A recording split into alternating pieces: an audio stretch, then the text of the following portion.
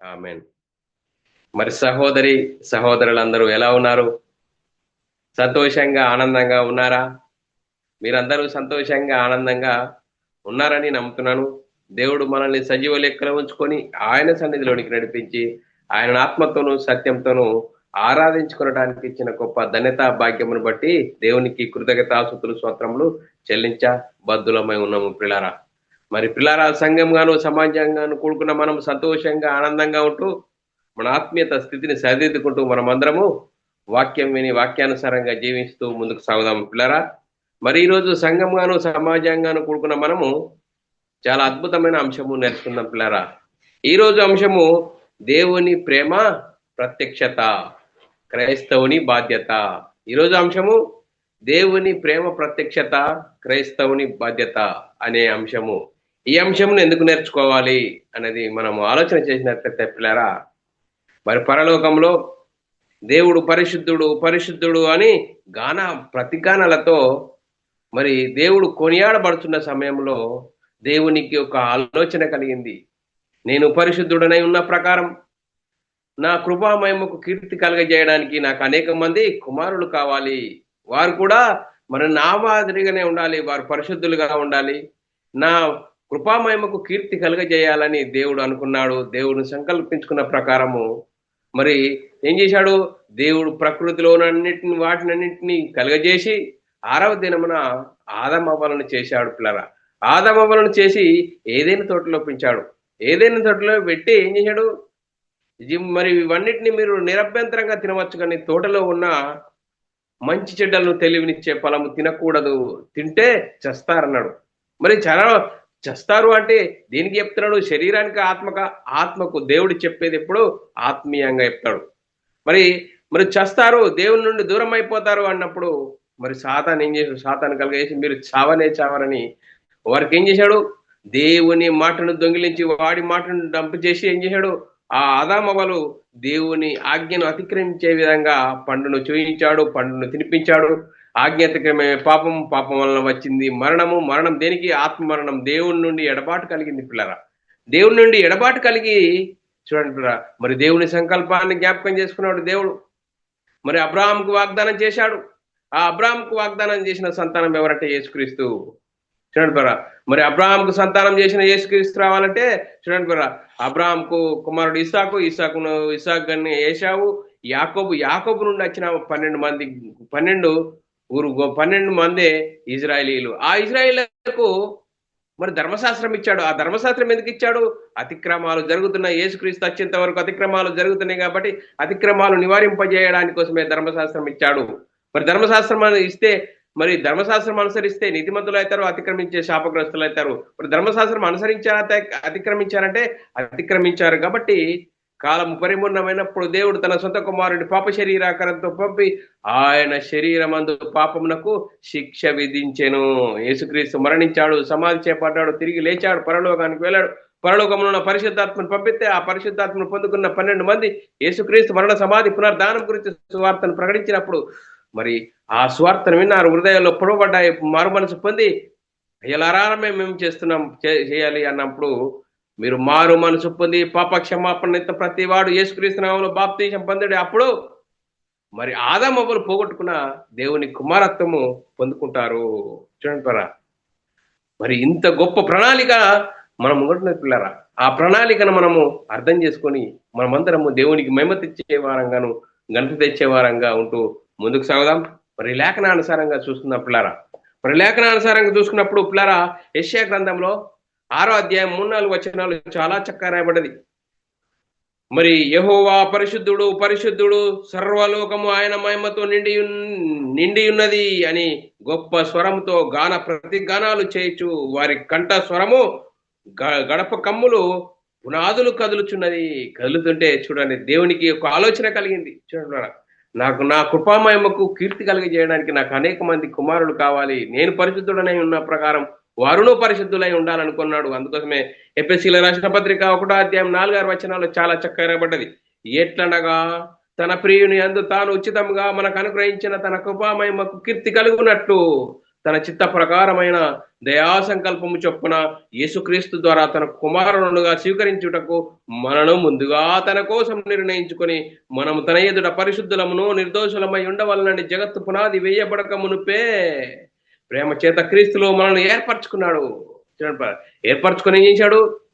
జగత్తులో ఉన్న వాటిని అన్నింటినీ కలుగజేశాడు. 6వ దినమున ఆదామవ్వను చేశాడు. పిల్లరా, ఆదికాండము 1:31 దేవుడు తాను చేసిన యావత్తును చూసినప్పుడు అది చాలా మంచిదిగా ఉండేను. చూడంటారా, అన్నిటినీ చేసి దేవుడు ఏం చేశాడు?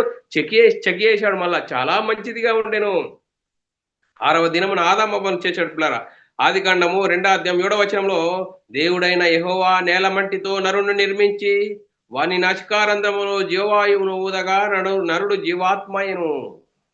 ఆదికాండం 1:27 దేవుడు తన స్వరూపమందు నరుని సృజించెను. దేవుని స్వరూపమందు వాణ్ణి సృజించెను, స్త్రీని గాను పురుషుని గాను సృజించెను. ఆదామవ్వలను చేశాడు. పిల్లరా, ఆదామవ్వలను చేసి ఏదైనా తోటలు పెట్టాడు. ఆదికాండము 2:16-17 ఏదైనా తోటలు పెట్టి వారికి ఏ విధంగా చెప్తున్నాడు? మరియు దేవుడైన యెహోవా ఈ తోటలో ఉన్న ప్రతి ఫలములను నీవు నిరభ్యంతరంగా తినవచ్చును. అయితే మంచి చెడ్డలను తెలివినిచ్చే వృక్ష ఫలము తినకూడదు. నీవు వాటిని తిను దినమున నిశ్చయముగా చచ్చెదవని నరునికి ఆజ్ఞాపించెను. చూడండి, దేవుని ప్రణాళికను ఏ విధంగా మరి ఆదామవ్వలకు చెప్పాడు. చూడండి, మీరు తింటే చేస్తారు అంటే చూడండి. మరి సాతాను ప్రవేశించే మీరు చావనే చావరు. చూడండి, సాతాను చెప్పేది ఏంది? సాతాను చెప్పేది శరీరానికి చెప్తాడు, దేవుడు చెప్పేది ఆత్మకి చెప్తాడు. పిల్లరా, మనం ఆలోచన చేద్దాం. ఆదికాండము 3:4 చాలా చక్కగా పడ్డాయి. అందుకు సర్పము, మీరు చావనే చావరు. చూడండి, మీరు చావనే చావరు. ఏలైనగా మీరు వాటిని తిను దినమున మీ కన్నులు తెరవబడును, మీరు మంచి చెడ్డలను ఎరిగిన వారై దేవతల వదిలి ఉందురని దేవునికి తెలియనని స్త్రీతో చెప్పగా. చూడండి, పుల్లేసేసాడు. చూడండి, దేవునికే శత్రువు అయ్యే విధంగా పుల్లేసేసాడు. ఆ స్త్రీ ఆ వృక్షము ఆహారమునకు మంచిదనియో, మరి ఇంతకుముందు ఆ స్త్రీ చూడలేదా? చూసింది, కానీ సాతాను చెప్పేవరకెళ్ళే జుమ్ములో వేసింది. చూడండి, ఆ స్త్రీ ఆ వృక్షమును ఆహారమునకు మంచిదనియో, కన్నులకు అందమైనదియో, వివేకమిచ్చు రమ్యమైనదియో ఉండుట చూసినప్పుడు. చూడండి, జూమ్లో చూస్తే అందమైనది రమ్యమైనదిగా చూసినప్పుడు ఆమె దాని ఫలములలో కొన్ని తీసుకొని తిని తనతో పాటు తన భార్యకు ఇచ్చెను. అతను కూడా తినను. చూడండి, ఆదాం కూడా తిన్నాడు. పిచ్చిదానా, దేవుడు మాటను అతిక్రమించావా, నన్ను తినమంటున్నావా అన్నాడు. పిల్లల, ఆయన కూడా తిన్నాడు. ఇరువురు ఏం చేశారు? దేవుని ఆజ్ఞను అతిక్రమించారు. చూడండి, 1 యోహాను రాసిన పత్రిక 3:4 పాపము చేయు ప్రతి వాడు ఆజ్ఞను అతిక్రమించును, ఆజ్ఞ అతిక్రమే పాపం వలన వచ్చింది మరణము. దేనికండి? ఆత్మమరణం. దేవుని నుండి ఎడబాటు కలిగింది. చూడండి, దేవుని నుండి ఎడబాటు కలిగింది. చూడండి, దేవుని నుండి ఎడబాటు కలిగితే దేవుని సంకల్పం ఏమైపోవాలి? దేవుడు మళ్ళా జ్ఞాపకం చేసుకొని, దేవుని సంకల్పాన్ని జ్ఞాపకం చేసుకొని అబ్రాహామును పిలిచి అబ్రాహాముకు వాగ్దానం చేశాడు. పిల్లలు, గలతీయుల రాసిన పత్రిక 3:10 అబ్రాహామునకు అతని సంతానములకు వాగ్దానములు చేయబడెను. ఏమని? ఆయన అనేకులను గురించి అన్నట్లు నీ సంతానములకు అని చెప్పక ఒకని గురించి అన్నట్టే అని నీ సంతానమునకు అనెను. ఆ సంతానము క్రీస్తు.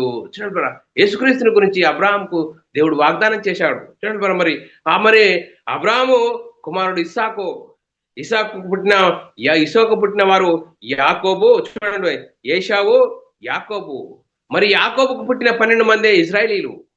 చూడండి, మన ఇజ్రాయేళ్లకు ధర్మశాస్త్రం ఇచ్చాడు.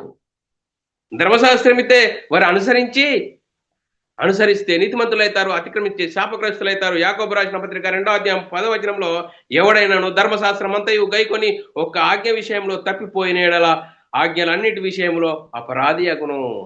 చూడండి, మరి చూడండి, మరి అప్పుడే మరి ధర్మశాస్త్రం ఎందుకు? మరి ఇదంతా తతంగం ఏంటి? ఇదంతా ఎందుకు? ధర్మశాస్త్రం ఎందుకంటే అబ్రాహాముకు వాగ్దానం చేసిన సంతానము రావాలంటే యేసుక్రీస్తు రావాలి కాబట్టి, అతిక్రమాలు జరుగుతున్నాయి కాబట్టి అతిక్రమాలు నివారింపజేయడానికి కోసమే ధర్మశాస్త్రం ఇవ్వబడ్డదని మరి అపొస్తలుడైన పౌలు గారు గలతీ సంఘంతో చెప్తున్నట్టున్నారా? అప్పుడే ప్రశ్న, మొదటి శతాబ్దంలోనే ధర్మశాస్త్రం ఎందుకు మరి ఇదంతా చెప్తున్నావు అని మరి గలతీయులకు రాసిన పత్రిక 3వ అధ్యాయం 19వ వచనము, అలాగైతే ధర్మశాస్త్రం ఎందుకు?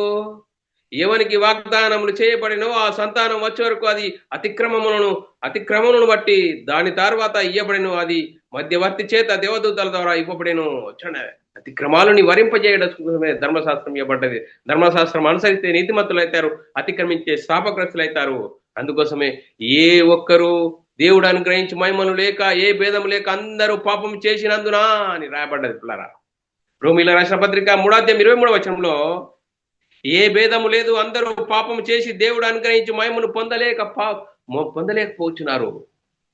చూడండి, దేవుని మాటను వినక, చూడండి, దేవుని మాటను వినక తన ఇష్టానుసారమైన జీవితం జీవిస్తున్నారు. కాబట్టి ఏ భేదము లేదు, చూడు, ఫలానా లేదు, ఏ భేదం లేదు. అందరూ పాపము చేస్తే పాప అవుతున్నాడు, కానీ పాపం చేయనివాడు పాపి కాడు అని లేఖనం చెప్తున్నది పిల్లరా.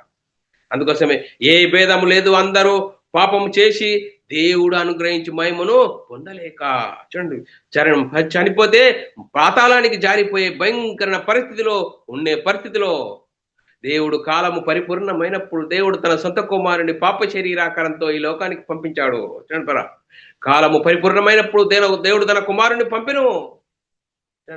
గలతీయులకు రాసిన పత్రిక 4వ వచనంలో రాయబడ్డది. మరి చూడండి, ఆ యేసుక్రీస్తు ఎప్పుడు వచ్చాడండి? ధర్మశాస్త్రం అమల్లో ఉన్న కాలంలో వచ్చాడు.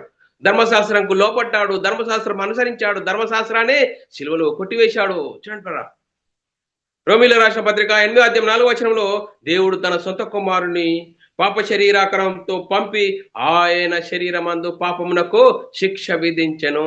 యేసుక్రీస్తు ఈ లోకానికి వచ్చి తన్ను తాను రిక్తునిగా చేసుకొని ధర్మశాస్త్రాన్ని సిలువలో కొట్టివేశాడు పిల్లారా. యేసుక్రీస్తు ఈ లోకంలో మన అందరి పాప శాపాల కోసం యేసుక్రీస్తు సిలువ వేయబడ్డాడు, సిలువ యాగం పొందాడు, సిలువలో మరణించాడు, సమాధి చేపట్టాడు, 3వ రోజున తిరిగి లేచాడు. 1 కొరింథీయులకు రాసిన పత్రిక 15వ అధ్యాయం 1-4 వచనాలు చదువుకున్నట్లయితే, మరియు సహోదరులారా, నేను మీకు ప్రకటించుచున్న సువార్త మీకు తెలియజేయుచున్నాను, మీరు దానిని అంగీకరించిదిరి, దాని అందే నిలిచి ఉన్నారు. మీ విశ్వాసం వ్యర్థమైతేనే గాని నేను ఏ ఉపదేశ రూపకంగా సువార్త మీకు ప్రకటించిదో ఆ ఉపదేశమును మీరు గట్టిగా పట్టుకున్న ఎడల ఆ సువార్త వలన మీరు రక్షణ పొందువారైందురు. నాకు ఏబడిన ఉపదేశం మొదట మీకు అప్పగించి తిని, అదేమనగా లేఖనముల ప్రకారము క్రీస్తు మన పాపముల నిమిత్తం మృతి పొందెను, సమాధి చేయబడెను, లేఖనముల ప్రకారం 3వ దినమున తిరిగి లేపబడెను. ఇది సువార్త. ఈ సువార్త సర్వలోకానికి వెళ్ళి సర్వ సృష్టికి సువార్తను ప్రకటించండి. మార్కు సువార్త 16వ అధ్యాయము 15వ వచనంలో, మరియు మీరు సర్వలోకమునకు వెళ్ళి సర్వ సృష్టికి సువార్తను ప్రకటించండి. యేసుక్రీస్తు మరణించాడు, సమాధి చేపట్టాడు, 3వ రోజున తిరిగి లేచి పరలోకానికి వెళ్ళి పరలోకమున్న పరిశుద్ధాత్మను పంపించి ఆ పరిశుద్ధాత్మను పొందుకున్న 12 మంది యేసుక్రీస్తు మరణ సమాధి పునరుద్ధానం గురించి సువార్తను ప్రకటిస్తున్నారు. ఆ సువార్తలో ఉంది దేవుని శక్తిని చెప్తుంది. నేను మనమై ఉన్న ఆత్మను రక్షిస్తుంది. ఆత్మరక్షణ, నిత్య జీవము, పరలోక ప్రాప్తి యేసుక్రీస్తు నమ్ముకుంటే. ఆదామవ్వలు దేవుని ఆజ్ఞను అతిక్రమించారో, ఆ దేవుని కుమారత్వం పోగొట్టుకున్నారో, ఇప్పుడు సువార్తను విని హృదయంలో పశ్చాత్తాపము కలిగి మారు మనసు పొంది పాపక్షమాపణ ప్రతి వాడు యేసుక్రీస్తు నామములో బాప్తిసం పొందితే ఆ దేవుని కుమారత్వము పొందుకుంటాము, పరలోకానికి వారసులం అవుతాము, దేవుని ఇంటి వారం అవుతాము. ఇంత గొప్ప భాగ్యం పిల్లారా. చూడండి పిల్లరా, మరి అప్పొస్తలుల కార్యంలో రాయబడ్డది పిల్లారా. 2వ అధ్యాయం 36-37 వచనంలో చాలా చక్కగా రాయబడ్డది. అప్పొస్తలుడైన పేతురు గారు మొట్టమొదటి ప్రసంగంగా చేస్తున్నాడు పిల్లారా. ఏమని? మీరు సిలువ వేసిన ఈ యేసుని దేవుడు ప్రభువుగాను క్రీస్తుగాను నియమించెను. ఇది ఇజ్రాయేలు వంశమంతయు రూఢిగా తెలుసుకొనవలెను. వారు ఈ మాటలు విని హృదయంలో నొచ్చుకుని, సహోదరులారా మేమేమి చేతుము? పేతురును కడమ అపొస్తలులను అడగగా, పేతురు ఏమంటున్నాడు? పేతురు, మీరు మారు మనసు పొంది, చూడండి, మారు రూపాలు కాదు ఇక్కడ, మారు మనసు పొంది. బైబుల్ చాలా చక్కగా చెప్తుంది, రూపాలు మార్చుకోవడం కాదు, మనసు మారాలని చెప్తుంది. మీరు మారు మనసు పొంది పాపక్షమాపణ నిమిత్తం ప్రతి వాడు యేసుక్రీస్తు నామములో బాప్తిసం పొందుడి.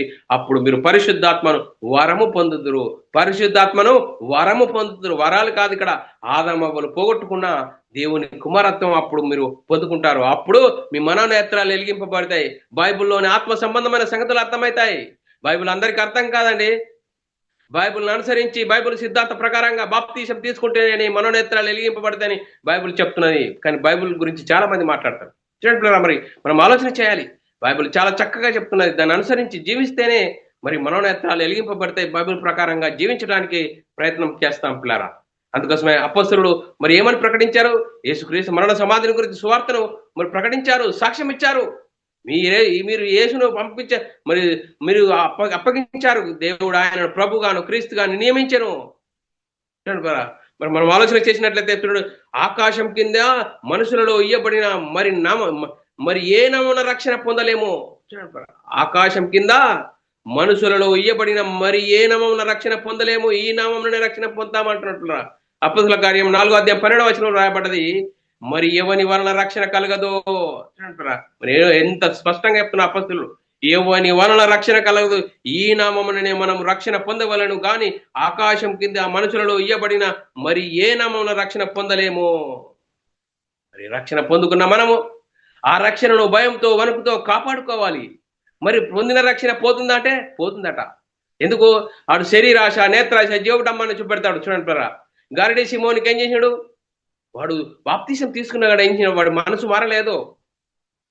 డబ్బును పెట్టి ద్రవ్యం పెట్టి దేవుని వరాన్ని కొనుక్కోవాలనుకున్నాడు. చూడండి, దేవుని ఎదుట నీ హృదయం సరి అయినది కాదు అని హెచ్చరించాడు పిల్లరా. అందుకోసమే మనము ఏ విధంగా ఉన్నాం, మన స్థితి ఏ విధంగా ఉన్నది, క్రీస్తు మహిమ ధరించుకున్న మనము మన యాటిట్యూడ్స్, మన విధి విధానం ఏ విధంగా ఉన్నది, వాక్యాన్ని చదువుతున్నాము, అర్థం చేసుకొని అనుసరిస్తున్నామా, ఎలాంటి పరిస్థితిలో ఉన్నాం. అందుకోసమే మనం పొందిన రక్షణ పోతుందంటే పోతుందని చెప్తున్నట్లురా.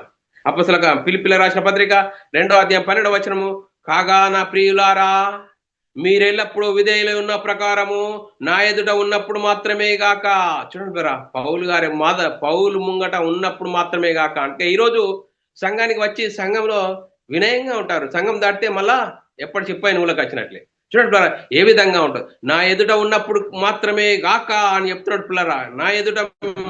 నా ఎదుట ఉన్నప్పుడు మాత్రమే గాక మరీ ఎక్కువగా నేను మీతో లేని ఈ కాలమందు భయముతోనూ వణుకుతోనూ మీ సొంత రక్షణను కొనసాగించుకోండి. చూడండి, భయముతోనూ వణుకుతోనూ మీ సొంత రక్షణను కొనసాగించుకోండి. ఈ సొంత రక్షణ అనేది చాలా భద్రంగా ఉంచుకోవాలి. ఎందుకంటే శరీరాశ నేత్రాశ జీవుడమ్మని వాడు చూపిస్తాడు. ఎందుకులో నువ్వు ఎక్కడ వీక్ నువ్వు ఆ వీక్ లో నిన్ను కొట్టేస్తాడు. భయముతో వణుకుతో ఈ సొంత రక్షణను కాపాడుకోవాలి. అందుకోసమే అపొస్తలుడైన పౌలు గారే అందరికి ప్రకటించిన తర్వాత నేనే భ్రష్టుడనైపోదునైనా శరీరాన్ని నలు కొట్టుకున్నాడట. మరి మనం ఏం చేస్తున్నాం? మన శరీరాలను మరి పోసి ఏం చేస్తున్నాం? నలుగొట్టుకొని సువార్త కోసం కష్టపడి జీవిస్తున్నామా? వాక్యంకు లోబడి జీవిస్తున్నామా? ఎలాంటి పరిస్థితిలో ఉన్నాం? మనల్ని మనం ఆలోచన చేయాలి పిల్లరా. మరి సంఘానికి వచ్చిన మనము వాక్యం వింటున్నాం. మనం వాక్యం మన బ్రతుకులో అనుసరించి జీవించాలి. విని విడిచిపెట్టడం కాదండి. చూడండి పిల్లరా, మరి 1 కొరింథీయులకు రాసిన పత్రిక 9:27 రాయబడ్డది. గాలికి కొట్టినట్లు నేను పోట్లాడటం లేదు, కానీ ఒకవేళ ఇతరులకు ప్రకటించిన తర్వాత నేనే భ్రష్టుడనైపోదునేమోనని నా శరీరాన్ని నల్గొట్టుకొని దానిని లోపరుచుకుంటున్నాను అంటున్నాడు. అపోస్తలుడైన పౌలు గారు కొత్త నిబంధనలో సుమారు 14 పత్రికలు రాసిన మహానుభావుడే. అందరికి ప్రకటించిన తర్వాత నేనే దౌర్భాగ్యుడనైపోదునేమో, నా శరీరాన్ని నల్గొట్టుకొని పోతున్నాను. అందుకోసమే భయంకర పరిస్థితిలో ఉన్నాం, మనం రెడ్ జోన్ లో ఉన్నాం. శరీరాశ నేత్రాశ జీవడమ్మని చూపెడతాడు సాతాను. 1 యోహాను రాసిన పత్రిక 2:16-17 లోకంలో ఉన్నదంతా అనగా శరీరాశయు నేత్రాశయు జీవడమ్మము తండ్రి వలన పుట్టినవి కావు, ఈ లోక సంబంధమైనవే. అందుకోసం 1 యోహాను రాసిన పత్రిక 2:17 లోకమును దాని ఆశయు గతించిపోవును, గాని దేవుని చిత్తం జరిగించువాడు నిరంతరము నిలుచును. దేవుని చిత్తం జరిగించేవాడు నిరంతరము నిలుచునని లేఖనం చెప్తున్నారా. మరి దేవుని చిత్తం నెరవేర్చే వారంగా ఉన్నామా? మరి ఏ విధంగా ఉన్నాం? మనల్ని మనం ఆలోచన చేసుకోవాలి. క్రీస్తు మహిమను ధరించుకున్న మనము వాక్యానుసారంగా జీవిస్తున్నామా లేదా అనేది మనల్ని మనమే ఆలోచన చేసుకుందాం పిల్లరా. మరి వాక్యం వింటున్న సహోదరి సహోదరుడా, ఎలాంటి పరిస్థితుల్లో ఉన్నాం? మనల్ని మనమే ఆలోచన చేసుకొని వాక్యానుసారంగా జీవించాలి. అందుకోసమే పిల్లరా, మరి దేవుని చిత్తమేంటి, దేవుని ప్రేమ ప్రత్యక్షత ఏ విధంగా ఉన్నది? మరి క్రైస్తవుని బాధ్యత ఏంటి? మరి క్రీస్తు మహిమను ధరించుకున్న మనము ఆ క్రీస్తు మహిమను ప్రకటించే వారంగా ఉన్నామా? యేసుక్రీస్తు మరణ సమాధిని పునరుద్ధానం గురించి సువార్తను ప్రకటించే వారంగా ఉన్నామా? ఆ సువార్తను ఎందుకు ప్రకటించాలి? ఆ సువార్తలో ఉంది దేవుని శక్తి. ఆ దేవుని శక్తి ఏం చెప్తుంది? నేను మనమై ఉన్న ఆత్మను రక్షిస్తుంది. చూడండి, దేవుని ప్రేమ ప్రత్యక్షత క్రైస్తవుని బాధ్యత. చూడండి, దేవుని సంకల్పం ఎంత గొప్పది. దేవుని సంకల్పము, క్రీస్తు త్యాగము క్రైస్తవులమైన మన మనసులో ఉండాలి. చూడండి, మన మనసులో ఉండాలి. మనం క్రైస్తవుని కదిలిస్తే దేవుని ప్రేమ ఏంటి? దేవుని ప్రేమ ఏంటి? దేవుని ప్రేమ ప్రత్యక్షత, క్రైస్తవుని బాధ్యత ఏంటి? యేసుక్రీస్తు ఎవరు? ఎందుకు వచ్చాడు? ఏం చేశాడు? యేసుక్రీస్తు నమ్ముకుంటే ఏంటి లాభం? లోక సంబంధమైందా? ఆత్మ సంబంధమైందా? ఆత్మ సంబంధమైంది. ఆత్మరక్షణ, నిత్య జీవం, పరలోక ప్రాప్తి, దేవుని ఇంటి వారము, పరలోకానికి వారసులము. ఇంత గొప్ప భాగ్యాన్ని మనకు అర్థం కాకుండా సాతాను ఏం చేస్తున్నాడు? శరీరాశ, నేత్రాశ, జీవడమ్మని చూపెడుతున్నాడు. నువ్వు క్రైస్తవుడివే, నువ్వు సంఘానికి వెళ్ళు, పాట పాడు, కానుక వేయు, ఏసు బాస్ నీ పని చేసుకుంటున్నాడు పిల్లరా. అందుకోసమే ఎలాంటి పరిస్థితిలో ఉన్నాం? వాక్యానుసారంగా, వాక్యం విని వాక్యానుసారంగా మన ఆత్మీయ జీవితం కట్టుకుంటున్నామా? ఎలాంటి పరిస్థితిలో ఉన్నాం? మనల్ని మనమే ఆలోచన చేసుకుంటూ ముందుకు సాగుదాం పిల్లారా. మరి మనం ఆలోచన చేద్దాం. చూడు, దేవుని సంకల్పం ఎంత గొప్పది. దేవుడు చూడండి, దేవుడు పరలోకంలో పరిశుద్ధుడు పరిశుద్ధుడు ప్రతి గానాలతో గడపకమ్మలు అదులుతున్నా కూడా దేవునికి ఆలోచన కలిగింది. చూడండి, అంత సంతోషంలో మరి దేవదూతలు పరిశుద్ధుడు పరిశుద్ధుడు పరిశుద్ధుడు ప్రతి గానాలు చేస్తుంటే దేవునికి ఆలోచన కలిగింది. చూడండి మరి చూడండి, ఎవరమైనా మన కుమారుడే గాని ఎక్కడన్నా వెళ్ళాడనుకో, అందరున్నా మన కుమారుడు లేడే అనుకుంటామే.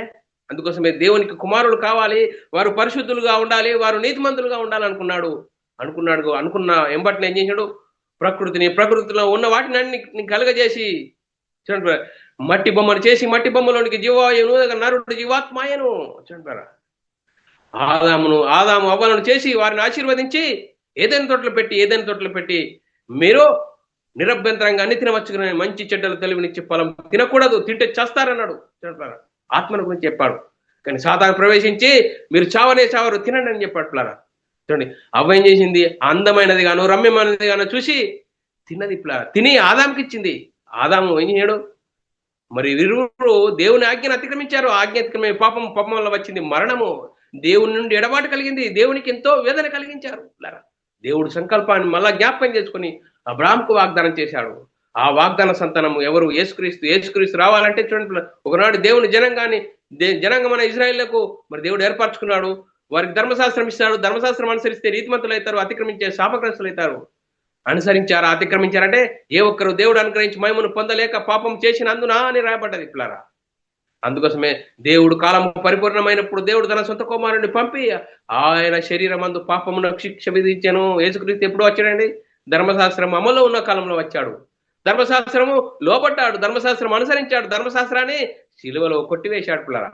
శిలువలో కొట్టివేసి చూడండి పిల్లరా, యేసుక్రీస్తు మనందరి శాపాలను తీర్చివేయడానికి యేసుక్రీస్తు శిలువయాగం పొందాడు, మరణించాడు, సమాధి చేపట్టాడు. 3వ రోజున తిరిగి లేచి పరలోకానికి వెళ్ళి పరలోకంలో ఉన్న పరిశుద్ధాత్మను పంపిస్తే ఆ పరిశుద్ధాత్మను పొందుకున్న 12 మంది యేసుక్రీస్తు మరణ సమాధి పునరుద్ధానం గురించి సువార్తను ప్రకటించారు. ఆ సువార్తలో ఉంది దేవుని శక్తి. ఆ దేవుని శక్తి అని చెప్తే నేను మనమై ఉన్న ఆత్మరక్షణ, నిత్య జీవము, పరలోక ప్రాప్తి, దేవుని ఇంటివారము. అంత గొప్ప రక్షణను పొందుకున్న మనము మన రక్షణను భయంతో వణుకుతో కాపాడుకోవాలని లేఖనం చెప్తుంది. మరి మనం ఏం చెప్తున్నాం? మన సొంత రక్షణను భయంతో వణుకుతో కాపాడుకుని మనం ముందుకు సాగుతున్నామా? అలా సాగిపోవాలి. లేకుంటే సాతాను ఇంద్రుడు శరీరాశ, నేత్రాశ, జీవుడమ్మని చూపెడతాడు. శరీరాశ తిను తాగు సంతోషించంటాడు. మరి నేత్రాశ చూడు చేయి ఏది చూసినా పర్వాలేదు అంటుంది. జీవపుడమ్మం వీడితోనేమైతుంది, ఆడితోనేమైతే డంబపు మాటలు మాట్లాడిపిస్తాడు వాడు. చూడండి మరి చూడండి, ఏ విధంగా సాతాను మనం ఏ విధంగా ఎందులో వీకున్నామో అందులో మనల్ని కొట్టుపడతాడు. అందుకోసమే మన సొంత రక్షణను భయంతో వనతో కాపాడుకుంటూ మనము వాక్యానుసారంగా జీవిస్తూ మనమందరము దేవునికి మహిమ తెచ్చే వారంగాను గంత తెచ్చే వారంగా ఉంటూ ముందుకు సాగుదాం పిల్లరా. ఈ రోజు నేర్చుకున్న అంశం ఏంటి? దేవుని ప్రేమ ప్రత్యక్షత, క్రైస్తవుని బాధ్యత. ఆ బాధ్యత ఏంటి? ఆ బాధ్యతను మనం విస్మరించకుండా మనమందరము దేవునికి మహిమ తెచ్చే వారంగాను ఘనత తెచ్చే వారంగా ఉంటూ ముందుకు సాగుదాం. ఇంతవరకు చెప్పబడిన లేఖనము ప్రతి ఒక్కరి హృదయంలో నీరుగట్టి ఫలింపజేయనుగాక. ఆమెన్. అందరికీ వందనములు, దేవునికి స్తోత్రాలు. ప్రియులారా, ఇలాంటి అంశాలు వినాలనుకుంటున్నారా? United Bible Academy channel subscribe చేసుకోండి. అలాగే BW అకాడమీ ఛానల్ సబ్స్క్రైబ్ చేసుకోండి. మీరు వినండి, అనేకులకు షేర్ చేయండి. మీ వ్యక్తిగత ప్రార్థనలో, మా పరిచర్య ప్రార్థనలో జ్ఞాపకం చేసుకోవాల్సినదిగా క్రీస్తు ప్రేమను బట్టి బతిమాలుకొచ్చున్నాను. అందరికీ వందనములు, దేవునికి స్తోత్రాలు.